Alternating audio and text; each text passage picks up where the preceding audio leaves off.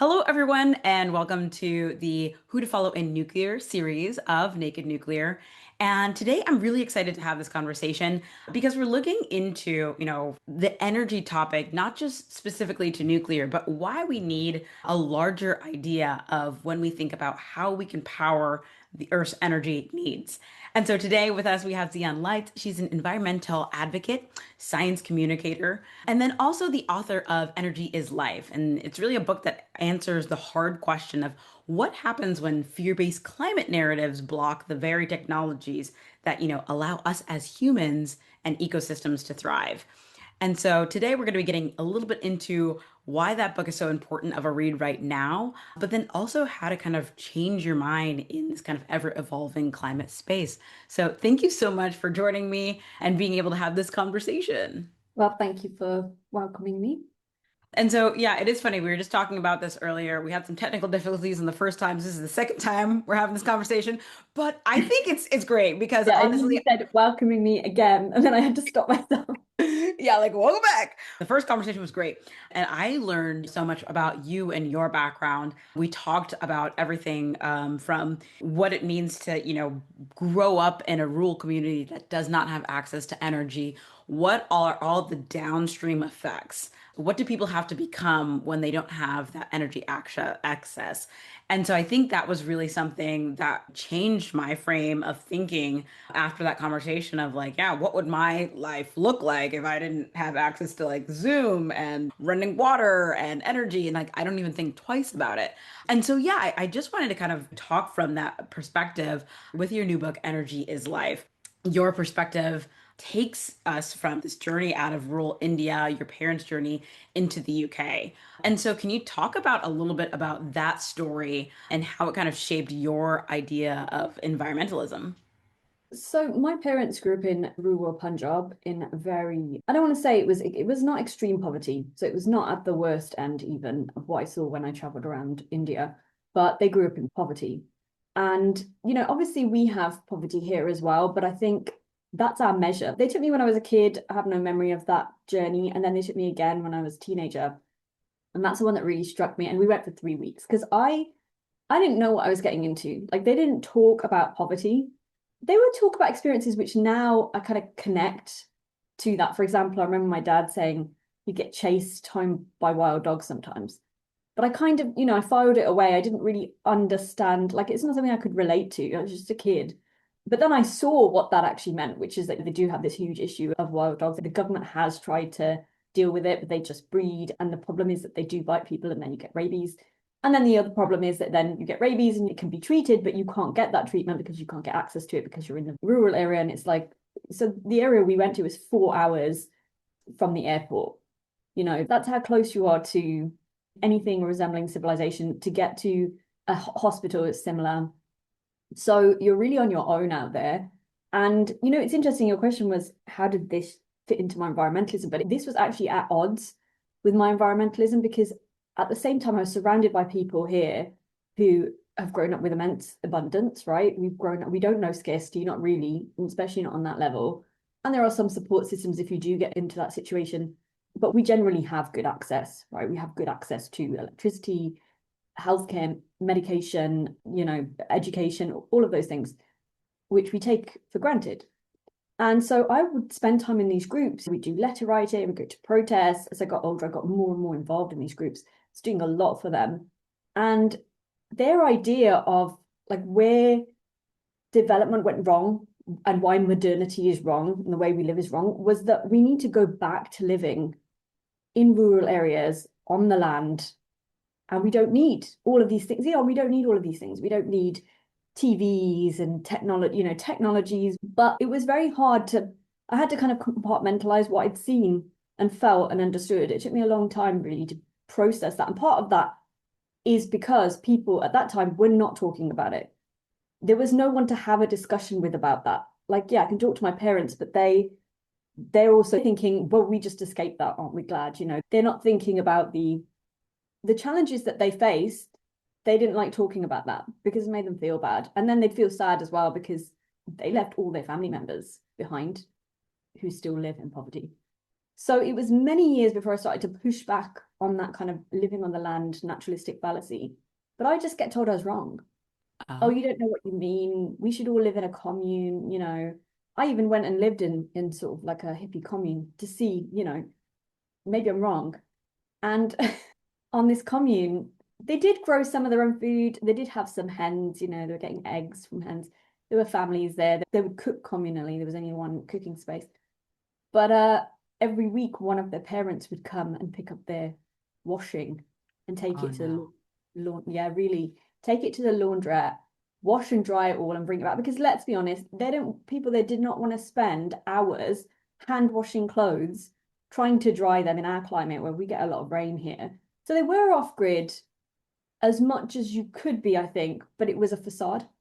And Oh, that was it was around then that I really started to think, and I questioned them on it, right? And they said, "Oh, we're in transition, we'll get there." But then I would think about like what I saw in these villages. This is where I started to connect it, where I was kind of thinking, well, in those villages, these women, as always women, spending hours washing clothes with river water in these like buckets, beating the clothes, you know, no one wants to live like that. Let's just be honest. And if you're picking and choosing what you can and can't have, so you find you've got a nice little place on the land in the countryside, if you're picking and choosing, that's not really living the way that humans did for a long time. oh, yeah. Yeah. And I think that's super helpful because it brings up this idea of, labor and gender, of who's doing what work, how much time women are spending bridging the energy gap, because that's usually what it is. We're bridging the energy and labor gap as it relates to like water or washing Yeah. or things Yeah. like that. Collecting And fuel for yeah, cooking. Yeah. all of those things women are doing it and not able to get access to like an education. And I think that's something that's really interesting that I found fascinating within your own story of when you came to this crossroads to be like, I actually don't agree, Mm, not just kind of like going along and be like, okay, we'll just kind of put that in the background and keep going, because that was also kind of your experience around nuclear energy, yeah. Yeah. where you're like, well, wait a minute, there are some questions that I have, and things aren't fitting the way I thought into this box. And so, yeah, I wanted to kind of get your perspective on how that was coming into contradiction with how we should be living. I mean, and it was a hard thing to do. You know, I do appreciate why it's hard for people to change their minds because even if you have it in the back of your mind, and even if you really know, it's a huge step because you have to challenge your community. It's one of their core belief systems. So you already know that you've got to be combative, you've got to be willing to potentially lose your community, which I did. And if it's a really core belief, something that you believe for a long time. So I believed those nuclear myths since I was a teenager because I was involved in groups like Greenpeace and Friends of the Earth. I went to their events. It was always the same messaging, the same myths over and over again, reinforced by pop culture, reinforced by people around me who weren't necessarily anti-nuclear, but they just kind of, it's just a general, yeah, it's bad, isn't it? Even if they didn't really think about why. To go against all of that it did take me a while. And it wasn't like an overnight thing. I don't think these things ever are. It was a chipping away of kind of questioning. And it did fit into the previous example I've given of the kind of challenging the idea that living in poverty is good, right? I was frustrated then that I couldn't have those conversations. And as I say, at that time, there was nothing. Like you've got lots of good books by intellectuals now that are talking about these ideas. But back then, there was absolutely nothing. And if I went and I tried to read something, even in the media, they were perpetuating this idea that the way we live is bad, the way we live is damaging, look what we've done to the planet. And it was kind of reinforcing this idea that we went wrong somewhere. And so, yeah, it took me a while and I started to push back and push back. And it was really just at the point of I was at a Green Party event. I was a member and they wanted me to run as a councillor. And I was considering it. So I was very involved. And I tried to ask a question about nuclear and I just was basically told we don't discuss that. And it was that simple. But then I don't think even that would have made me leave the party altogether. It was the fact that the leader of the local party then after the event came over to me, she put her hand on my shoulder and she said, "You're not pro-nuclear, are you? Who got to you?" And it was just that moment. Now, this woman, really lovely, like I've been to her house for dinner. She's extremely supportive. She's a nice person. So it's hard, again, to kind of go, wait, no. But it was that moment where what I realized was we're on different planets. I'm never going to get through to you. If we can't have a conversation about this, we're never going to get past this. So either I go back to just, I don't question and I go along with stuff, but there was a little bit niggling in the back of my mind with nuclear. I kind of thought, then we're not going to achieve that. So I could kind of live with it. It's just a fantasy, right? But with nuclear, it was kind of more sort of, what if we're wrong and it's actually damaging the planet, which we all know that there's plenty of data to back that up. But I was just questioning, and again, there weren't a lot of places to go to get answers on that.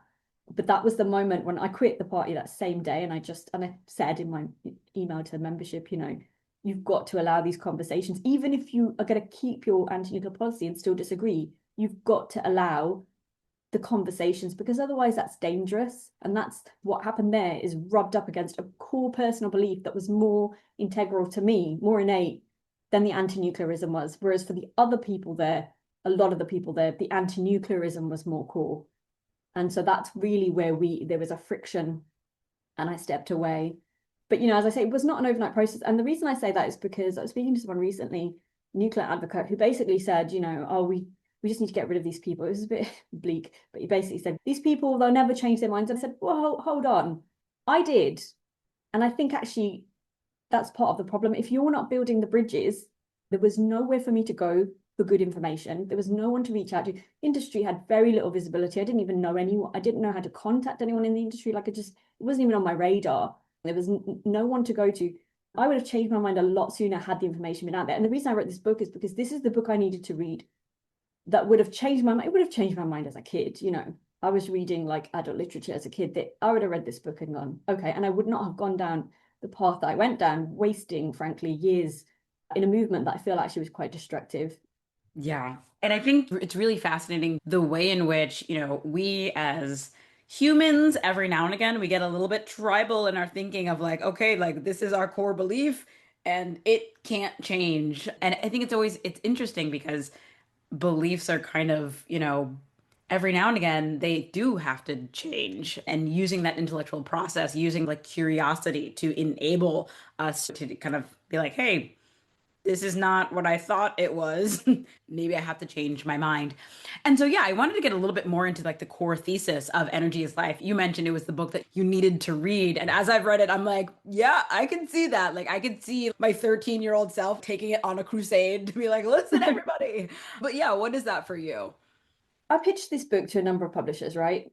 I've been writing for at least 10 years. I have many years under my belt as a writer, as a communicator. So I thought it would be an easy pitch because everybody's talking about nuclear. But even so, a lot of the publishers are still in this old mindset that it's controversial. A couple came back and said, well, if you change your pitch and you make it just scientific, that could work. And one of them did actually then go and publish someone's book here that's just pure science. And I was trying to argue for something different, which, as you know from reading, it's narrative nonfiction.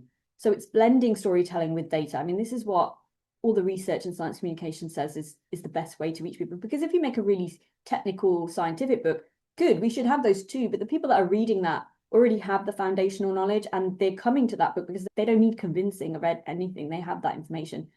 And, to me, one of the biggest issues is that if you look at polls like across the world, it's women that don't support nuclear and men do, like overwhelmingly so. And I think that came from a movement that demonized nuclear technology as like masculine. And there's literally, Helen Caldicott and other environmental activists who are very popular before I was born, even giving speeches saying it's male energy, it's masculine, it's dangerous, that's why it's linked to weapons. And I think that kind of did get into the psyche of a lot of women, and I think that's really damaging. So I wanted to write something that, like, yeah, my female friends who would not read a scientific book or a textbook about nuclear, absolutely not, would read, not because I wrote it, but because it's telling a story, it's making people think about things that we just haven't quite kind of thought about from this angle before. I always thought it was a little bit of a failure of like, why isn't industry doing this? Why aren't more people doing this? But actually, there are roadblocks the whole way because, like I said, the publishers themselves didn't see the value because they still see nuclear as controversial. They would rather just have a scientific book because that's easy to defend.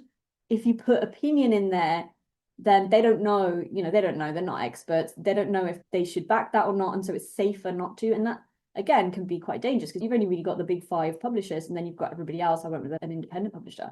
And it's really hard actually to compete with the bigger titles because even just, I tried to do there was a lady on X who tweeted me and said, I came in to buy your book and it was on the third floor of Waterstones. And why is it on the third floor when you live here and it should be blah, blah. And I said, look, I've contacted Waterstones and they don't want to have a local author in the store doing book signings. Like I can try again, but if you're not part of the big five, she said, but couldn't they put it on one of the store, where you walk in and there's like books everywhere? And I said, no, you have to pay loads of money. Loads of money. I'm talking tens of thousands of pounds to be on there. Small publishers can't compete anyway. But I think it was a shame because I feel like there's a bigger story here that needs to be told, whether it's me or someone else telling it. And I feel like those stories probably people have tried before and they're just not breaking through even now because, a lot of people still aren't really up to date with like the nuclear conversation. So they're still thinking, oh no, this is still kind of, we don't touch this unless it's just purely science. I think we almost have too much of the purely science, right? I think we've had so much emphasis on science and technology, we've forgotten the role of the humanities. We process everything with our feelings. Even if we learn to be rational, we learn to spot cognitive biases and we learn to overcome fears and tribal thinking and all of that, we still, first of all, process things emotionally. And that's probably never going to change. So I think really we desperately need more of the storytelling, but it's tough out there. It sure is. And that's been one of the things that I've been kind of like, preaching from the rooftops of Yeah. like letting nuclear know. I'm like, we need to spend more money on the storytelling. And it's slow going because it is kind of uncomfortable and unfamiliar for industry. And I think from this book, is there a story that you feel like maybe it's not your favorite, but you think kind of really synthesizes your whole book? Is there a story that you're like, this wouldn't be one that I would start people off with? I mean, look, I obviously have a soft spot for the saucepan story, but in terms of what's important, I think kind of the chapter approaching communication differently. I think that's where we're at in the conversation now. A lot of people do now either support nuclear or they kind of lean towards it.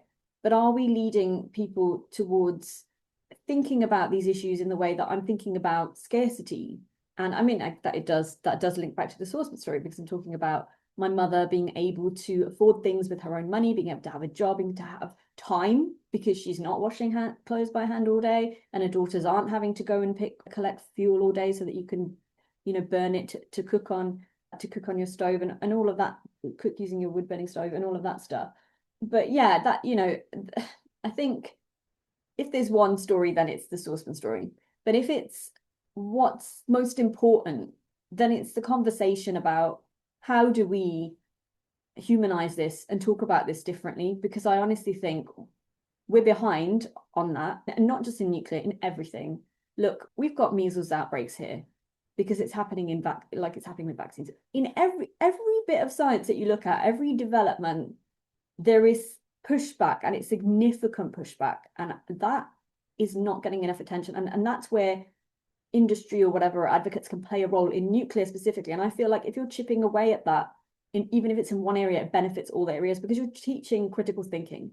You're getting people to be aware of their cognitive biases and you're getting people to think about things differently. And what I've tried to do is just try and get people to think about scarcity versus abundance differently because I've seen, there's like an abundance movement now, which is great. I'm all for kind of build the homes, build the clean tech and all that stuff.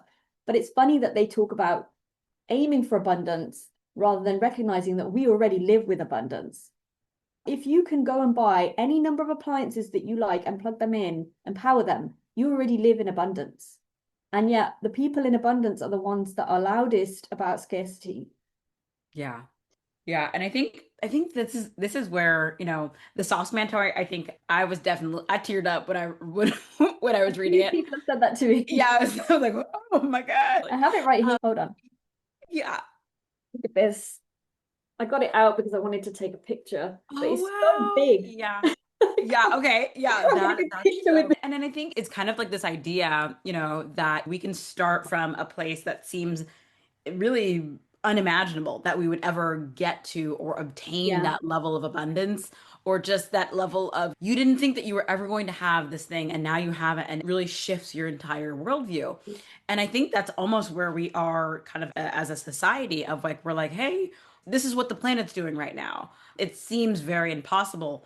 And I think the ability for us to go to like, oh my gosh, it's all doom and gloom to like actually like, oh, wait a minute, we can power these things and we can have a clean earth and we can have healthy soil. It's such a big narrative shift. But to your point, across the board, we're seeing this pushback on science.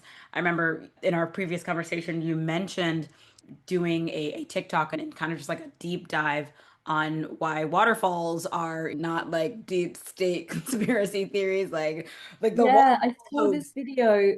It's not even the video itself. Like this video went viral, but sometimes things go viral because they're bad. So this video of this guy, American guy with a waterfall behind him saying, no one knows how this works. No one knows how the water is replaced. I looked at the comments because I thought there'd be pushback. And there were so many people agreeing with him. And I didn't even know that that was a conspiracy because we all learn this at school. Like, I might have even learned it at primary school, like really early on. So I did a response just because I thought all of those people in the comments, some of the people were just asking. They were like, oh, I think there is a theory, but they didn't remember, or maybe they weren't taught it. To be fair, maybe they weren't taught it. And so I did this response and it went instantly viral. But actually, it was quite good because I didn't get too much pushback in the comments there. There were some. Those deniers are deniers, 100% water cycle deniers. But there were plenty of people who were like, thanks for explaining this. It makes sense. So some of it, you do have to give people the benefit of the doubt.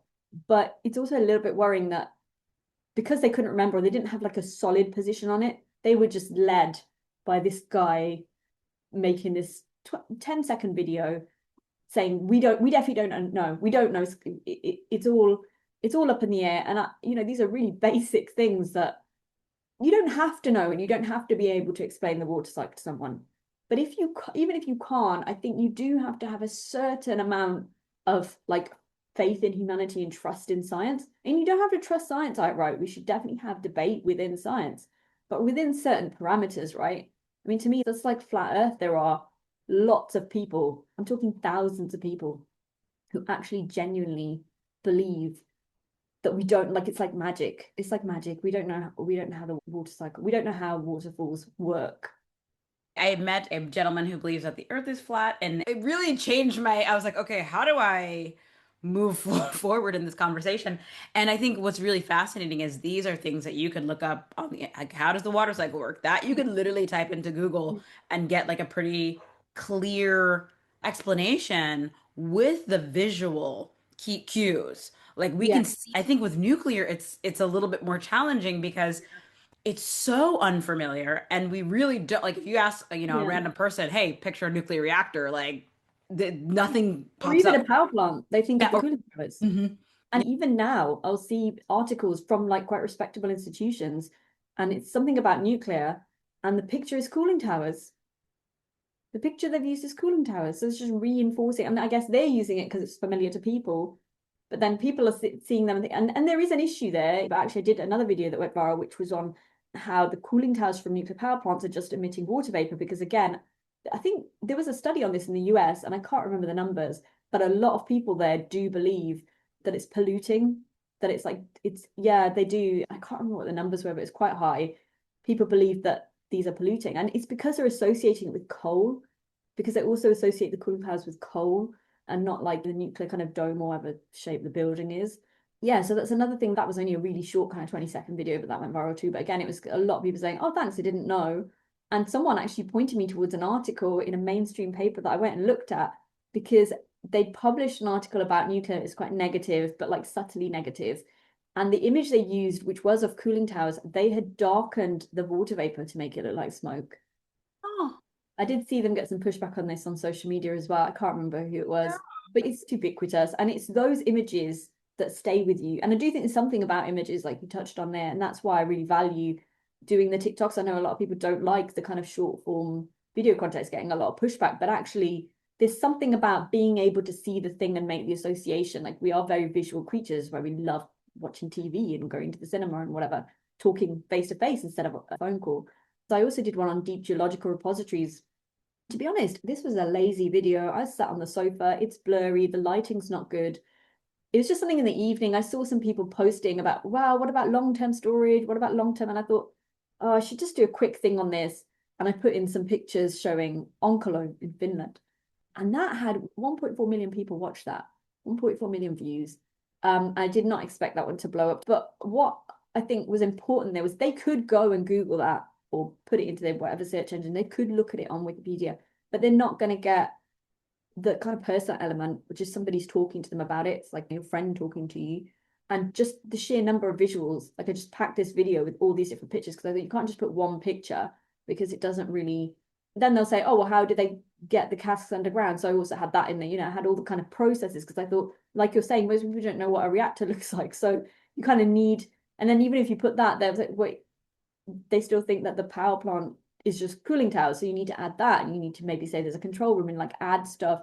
There's so much potential actually. And I have tried and failed to get the industry to capitalize on this with moving to short form content, or even not, you could do long form content like on YouTube, but doing visual, like video content, not only because all the platforms are using it and it's getting very popular, but also because if it's not on there, people don't search it. So maybe, yeah, for you and I, we would just go and search something and it's I use Google as a verb, right? Younger generations aren't doing that. Gen Z doesn't do that. They, in fact, on TikTok, when you watch a video like that video of that guy who was saying the water, how does the waterfall work? Nobody knows. When you click on the comments, it comes up with like a blue search tick, and that the blue search phrase is what most of the people watching the video are searching. So when you click that, it's like instead of instead of going to Wikipedia or searching online, you click that and it takes you to the selection of videos that answer that question. So that's what happened is people were clicking it and they were getting my video because I was the only one kind of challenging and pushing back. More people did after that, but mine was kind of first.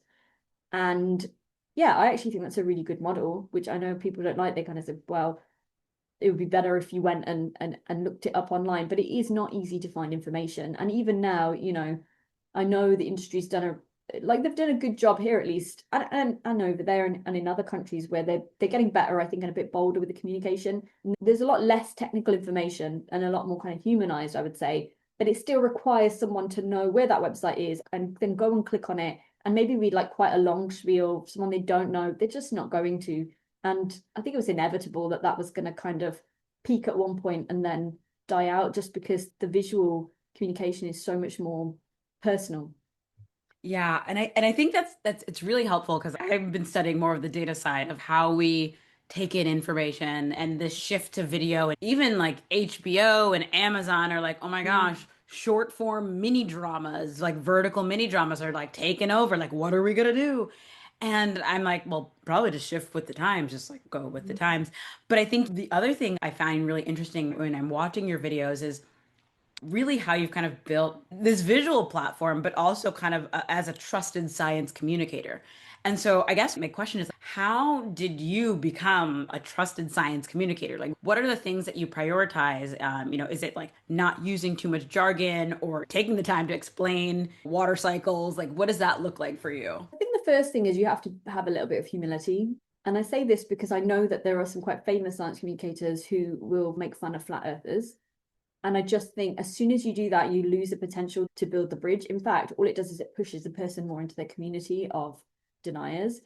So you have to approach it like that now. And what I normally do is I kind of think out how I want to approach it with some bullet points. And then I always go over it and think, how would someone who isn't me approach this? It's too technical. And you have to be really brutal about that, right? Because, in a way, my comfort zone is talking about science. Actually, in a way, it would be easier for me to make long videos on YouTube, which many brilliant science communicators have done, like Kyle Hill in the US, been brilliant. And he's done some stuff on nuclear as well. Like long content, just highly factual or highly technical. And that I know that would appeal to lots of people because only a few people are able to do it. And those who leverage their skills have done really well. They make entire careers out of YouTube. But there's no challenge in that because, again, the people watching it mostly already agree or mostly already know. Like they already believe in, that we should accept science. They're not flat earthers, they're not water cycle deniers.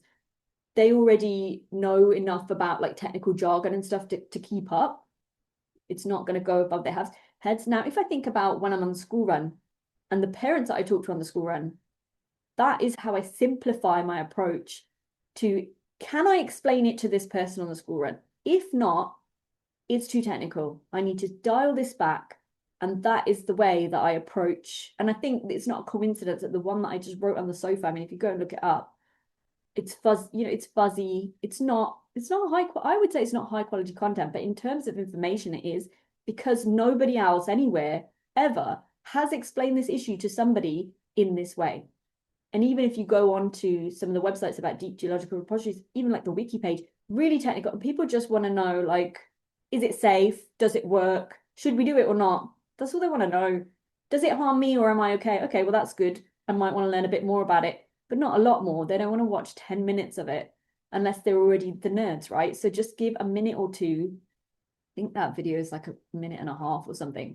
And it is challenging. I find it more challenging to condense it and more easy, as you could tell from how long I talk, much easier to do a long form video, but it's moving with the times. If people aren't spending the time watching those all the way through, they're not getting the key points and they just want the key points. And actually, I think there is benefit to that. I think there's a lot of pushback on short form content for people who aren't kind of used to it. But actually, often what will happen, as I said, they'll watch it. If they want to know more, another question, go and click that. The issue is there's a deficit of information. So you might then say, right, I want to know about Onkolo. I click on that. The Onkolo's not posting on there. How are you going to find out? You are not going to go and look up their website and go and see what this company is doing. You're not going to do it. You're not going to do it. So unless the faces are there and the conversation's there, it's not happening. And this is millions of people, right? It's not a niche fringe thing. It's millions of people are having this conversation, and certain actors are choosing not to be part of it, which I honestly I find a little bit shocking at this point. Yeah, for sure. And I think like you synthesize a couple different things. Like one, the humility piece of like, when there is a belief that doesn't necessarily align with the science, like not being like, wow, you're stupid, but then also taking that time to like simplify the main points and the key points that I feel like as a communicator, and specifically as a science communicator, I think that's something that a lot of engineers really, really struggle with Oh because they yeah. want to tell the whole thing and they want to get down into all the data. Like, well, this calculation and I had that when I started out in the advocacy. I came from the other world, so I didn't know anyone. I couldn't name a single person in the industry. Came from the other world, from the environmentalists who were against it. And the first thing I found was I'm getting this popularized. Like I'm getting news articles. Partly, again, I had contacts. I had an established career already as a writer. So I was writing articles, I was getting stuff out there, and I'd have people push back, emailing me, you shouldn't be saying phrases, you shouldn't be reducing nuclear. I remember specifically one person saying it was because I was using nuclear saves lives, which actually really took off and a lot of people started using it. And he sent me this really long email. He felt that it was disingenuous and we shouldn't be reducing science to slogans. But it's quite off-putting to get that when you're already kind of like getting a lot of pushback from the anti-nukers. And that one instance just kind of alerted me to, and this is where the problem is, right? The problem isn't the problem isn't that people are stupid and they can't change their minds about stuff. The problem is that the information has never been presented in the right way. And that's a problem that falls on us, I think, either as communicators or as professionals, because you have to be able to boil point down, just to simplify it down. You do have to. And yeah, all right, you could argue with how accurate is this phrase or how inaccurate is it. But the inaccurate phrases about nuclear is what made it so unpopular for so long. And the way I saw it was I need to rewrite those phrases. We did this in Extinction Rebellion, popularized net zero, popularized climate crisis, climate emergency. So it was kind of bringing like an activist slant to it. But actually, that was what was missing, because the activists are very, very good communicators. yeah. And let's face it, they're all humanities people, So they're Mm. really good. And because they're like the literature nerds, they're on that side. I think they have better theory of mind. Like they're better at thinking, how do I get in that person's shoes and see that perspective? Where do I push the trigger points? And then they push them and it works. And it worked on me for a long time. I was very fearful about waste and things like that. Yeah, and that's a really helpful kind of like thought process of like understanding, actually almost who's gifted at what. And so looking at like for our scientists, our engineers, people who are kind of more deeply in the jargon, would you have pieces of advice for them? I literally had a friend the other day who was like, I like doing the theory and like I like doing theoretical stuff, and I don't think I should be having to explain this to like the Yeah, I population. And mean, I'm like, this is the well, thing. It's actually quite a rare skill. Think about the science communicators that you could probably list them on one hand, like Carl Sagan. Richard Feynman, but he was still very technical, but he did popularize certain things within his talks and texts and books. Neil deGrasse Tyson, Brian Cox, and how many of them are women? There's not many out there. And I think that is because it's difficult to have both skill sets. I think almost the opposite skill sets. When you're a scientist, you're really honing in, like you're narrowing down, right? If you do something like a PhD, you're narrowing, getting more and more into the detail. If you're trying to talk to large groups of people, it's the opposite. You've got to broaden right out. You've got to have good theory of mind. You've got to be able to consider the way people are thinking. And it's almost the opposite. And so I think it's quite rare to get someone that has both skill sets. You asked how I built my platform. I think, to be honest, I didn't have any kind of strategy. I just went in there and was like, well, I'm going to do something about the waterfall thing because I don't like that. I'm going to do something about deep geological topology because there's literally nothing else on this platform about that. So I'm going to fill that niche. And I did it more because I felt like this is easy because people are going to watch it and they're going to get information before, also because a lot of them are younger, before they hear misinformation about it, which is actually a really good tactic. It's called pre-bunking. We kind of can go through some of the myths that you might hear later, and it helps protect you from it. It's like an form of immunization, pre-bunking. Anyway, it's a term used in misinformation theories. But for me, it was a no-brainer. Just go in and start doing that. But because I have both skill sets, it's not difficult for me. I don't actually spend a lot of time. Someone asked me the other day, like, how are you putting out a video every day? It doesn't take me very long, unless it's a new topic that I know nothing about. But I tend not to go into those topics actually. And occasionally, if it's something really in depth and I just don't know, I'll send it to someone and say, could you respond? Because this is your area. You should go. Yeah. And I could respond to it, but I just thought I tend to stick to the things that I've been talking about for a long time because I can condense the information because I've been thinking about it for so long. I can answer in simpler terms. It's much more difficult when it's something that I haven't thought about before, I don't know a lot about. I can go away and do it, but there are so many topics. And to be honest, a lot of what I do is fight misinformation because there are many videos like the Waterfall one that go viral for the wrong reasons. And I'll just jump in there. I just did one on SIDS because I saw some stuff about sudden infant death syndrome where I thought actually this could be quite dangerous. Dangerous. Yep. And I'd better address, like, yes, they are saying that a study said this thing, but it was an observational study. It's not something that's recommended in medical practice because it's not supported. So that person actually didn't mean any harm. They saw a study and they didn't know. You've got to look at broadly, how does it fit into the literature, do a literature review. Other studies might have disproved it, right? It might be an old study, you might have a small sample size, you can't just read one, you've got to understand and this person didn't. So they made this one video and it went viral. It's kind of giving people not the best information. So I've responded to that because again, I see a value there. And to me, what two things drive me. One is there value in this? Is this going to help people? I care about that. Then I get an intrinsic value. I'm happy to do it. I've got the energy and time for it. And the other thing is, I think we talked about this before, but I have got to the point now where I'm comfortable being uncomfortable. And not everybody gets to that point, right? But because I should use that because again, it puts me in a rare position. And that's also what you've got with all the main kind of the most visible science communicators. They're comfortable pushing back on things and taking expertise, but bringing it to a broad audience. So yeah, I think people who don't have that skill set shouldn't be forced, certainly shouldn't be made, to do the communication. But if they want to, I think there should be opportunities for training. And I have done some of this in my consultancy where I have done workshops with scientists on how they could present their data better and kind of looking at ways that things might be misconstrued if you use certain phrases. Many examples of this happening, even in official institution press releases where they've put it out and it looks good to them, but it looks different to a journalist who picks out a certain phrase about something negative and that becomes the headline everywhere. And then you've got two groups here and one saying, I don't understand how that was misconstrued. And, there's a technical lens and then there's the human story.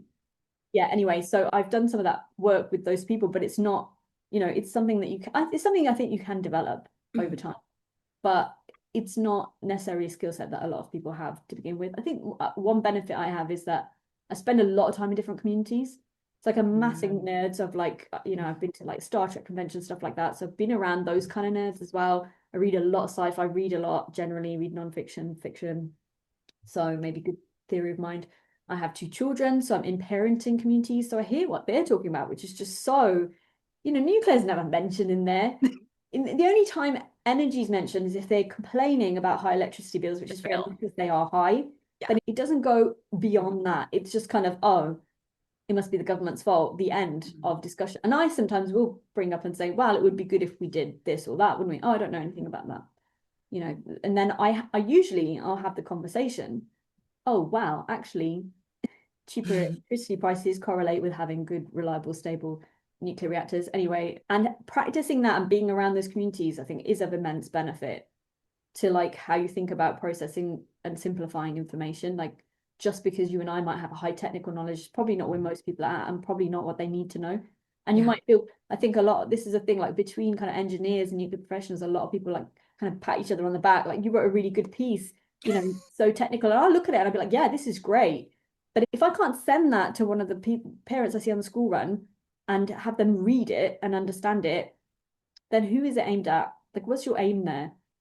Yeah. What's the Yeah. purpose of writing that? Is it just so you can pat each other on the back? There's a lot of that, and I actually, yeah, suffered the consequences of pushing back on that as well.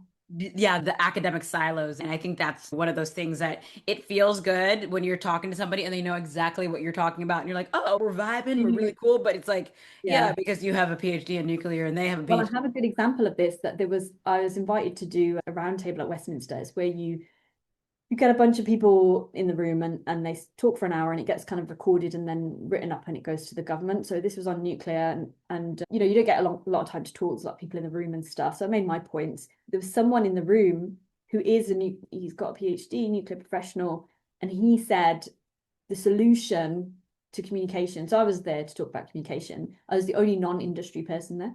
And he said the solution is to teach nuclear in primary schools because I didn't get a lot of time to talk, I kind of was reserving the times that I could talk for like the points I really wanted to get across. But I was blown away that this could be a recommendation. This is like the first thing they teach you in science communication not to do, because it's the idea that if I just throw more facts at you, I get you younger, I get you all the time. I like throw them at you, Okay. they'll stick. And that's not, come on, that's not the issue. We all go through the same education system. Now, you could argue for teaching more critical thinking skills because that can then help you to identify the misinformation around things like nuclear technology. Absolutely, we should be doing that. But teaching nuclear science to kids, I mean, that could backfire because it would be seen as like an indoctrination type thing. But I would really be disappointed if efforts were made to make that happen. Everybody in the room is agreeing. It was just me sitting there thinking, this is like, you're an expert in nuclear, brilliant. I will listen to you on all those topics and I will trust you. But please listen to the communication experts because that's what I've studied. And I can tell you right now that you're wrong. Throwing more like facts at children is not going to make them pro-nuclear. Introducing them to real people who work in the industry, yeah, sure, you could say that, but that's not kind of what the argument was. And even then, like, it's complicated. Just like nuclear technology is complicated, and you have to go away and study it to know the real details or be able to build a reactor or whatever, or operate in a control room. Communication is almost more complicated because you can follow a set of rules and facts there, but being able to appeal to people and build bridges and change minds and all of that stuff is more complicated because so one thing we say in science communication, there's no general public, like we never use that term. It's publics. Every group is a different publics. And it all depends who you're talking about. So you could have one strategy for a specific age group in primary school, and then a different one for like when they're older, and then a different one when they're in secondary school. But it would not be increase the science.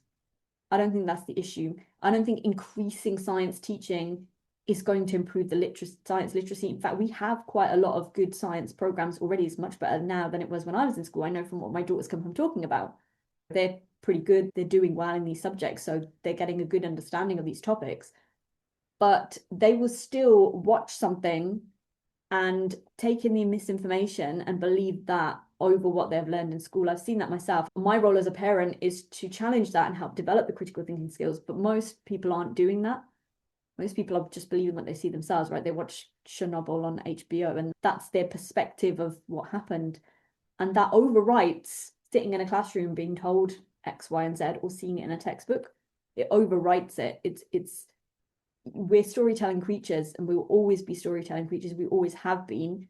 The world around us might have changed, the way we live might have changed, but those very intrinsic qualities have not changed. And in order to tackle that, we have to get comfortable being uncomfortable. We have to have the conversations about what realistically is going to change this. And as I say, it's not just nuclear technology, it's almost every facet of science, almost every facet. Like we're talking about waterfalls. I saw someone denying that you need glasses. This went viral as well. This was actually not on TikTok, it was on X, I think. And they were saying, they make your eyes worse. You should live without them and your eyes will improve. It's what happened to me. And loads of people jumping into, yeah, it's true, my eyes got worse and I've been wearing glasses, so that must be why. And I just, again, thought, it's everywhere. But that's a failure of society. You can point and laugh at them, but like when your kid gets measles because they're not getting immunized, it's not a laughing matter, really, is it? It's more a case of what are we doing to address this? And we have loads of data that tells us how to address it.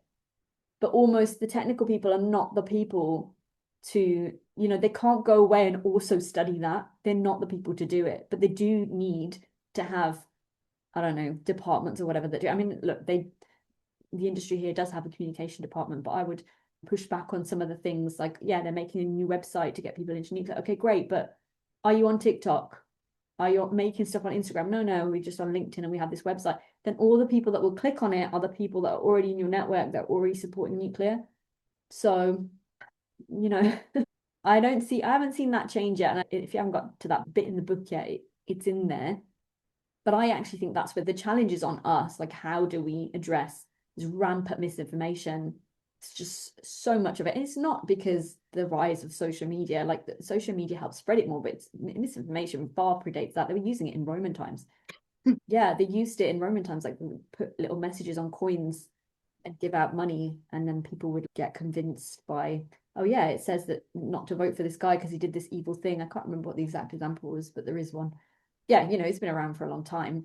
But what we haven't kept up with is keeping up with our vaccinations against it, like keeping up with our immunization, keeping up with our defenses. And that's completely a societal failure. Gotcha.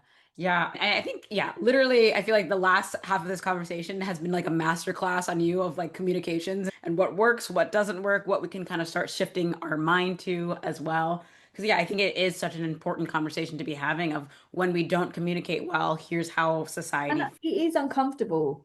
I do get that. And I have given feedback to people. It's almost like saying, well, you're doing it wrong. And I understand that. But I think we all get things wrong sometimes.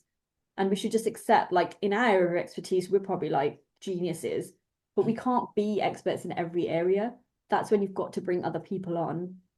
Mhm. And I'm not even saying me, like, I get asked to do stuff. I'm doing a lot of stuff, but we need to train more people so they can do what I'm doing. We need to have those opportunities, which at the moment they don't exist. So there's no incentive. Yeah. And the last part of our show, before we talk about how and where people can follow you and buy your book, definitely put a link to that in the show notes, is our rapid fire questions where we get a little bit more. So the first one is, are you a coffee or tea person? Tea, 100%. Oh, yeah, tea. I'm Okay, what British, types of tea? so I drink regular tea, but only in the mornings because otherwise the caffeine keeps me up at night. And I drink mint tea, white tea. I drink all the teas. All the teas. Okay, So much perfect. tea. Well, when we finally meet, we'll get a tea time together going because I'm also a tea gal Nice, myself. nice. If you had to build the city of the future, what are you putting in it? What would it might look like? Oh wow, this is rapid fire. Yeah, yeah. Do you know what book is it?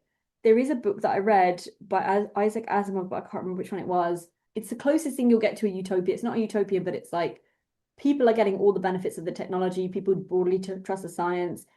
People are supported if they can't fit into the system. You're not obligated to have to work most of your life. That's the pinnacle, I think. That's the pinnacle of a society with the least amount of struggle. He wrote about it really well, but I can't remember which story it was. I like that. That's a pretty good answer. And then is there a book, I mean, other than your own book, that you've read that you're like, wow, I would recommend people read this that kind of change your worldview? Yeah, it was Cosmos by Carl Sagan. I read this when I was a kid, and what blew my mind about it was almost like a light bulb moment. You can talk about science like this? Because if you read it, and it's still like, one of these best-selling books, even though it's old now. If you read it, it's like poetry. but about science, about space science, about astronomy, and he was an astrophysicist. So it's all in there, but it was like poetry. It's the first time I saw that done, and I thought, oh my goodness, I would love to be able to do that because I was so gripped and it interested me in something that otherwise I wasn't interested. Not because I'm not interested in space and astronomy, because I actually really am. I have a telescope, but because those books were boring textbooks. I was a kid, and this book was like, it was like poetry. So yeah, I mean that his books, then I went and read everything he's ever written. And that really set me on the trajectory for doing what I do now. That's amazing. Yeah. Yeah. The OG Carl Sagan, I think, would also be top recommended for people to go read. Another one, a last one is what gives you hope about science, communication, just the world, environmentalism going forward? What really excites you? I think we're having some really good conversations now that we've never had before. And I think it's easy to be kind of negative in the moment, but that brings us back to what we're saying, that actually, for most of human history, we lived in scarcity. And most of us don't now. There's still people that would need to be lifted out of energy poverty. But for most of us, like if you picked a timeline to live in, yes, I know there are bad things happening in the world, but if you picked a timeline, it would be now. You wouldn't go back to tribal times, you wouldn't go back to chiefdoms, you wouldn't even go back to like medieval times because the violence, there was so much violence, and there wasn't like the medical developments we have now. And the thing that really excites me is actually what's happening in medicine. And I think this is really like under discussed because even just like in the last year, we're finding through gene editing and other technologies, we're finding, cures for blindness. Kids can see for the first time that have never been able to see. There is a rare form of blindness, but they found this cure, and it sets up the research for further investigation and discovery in those areas.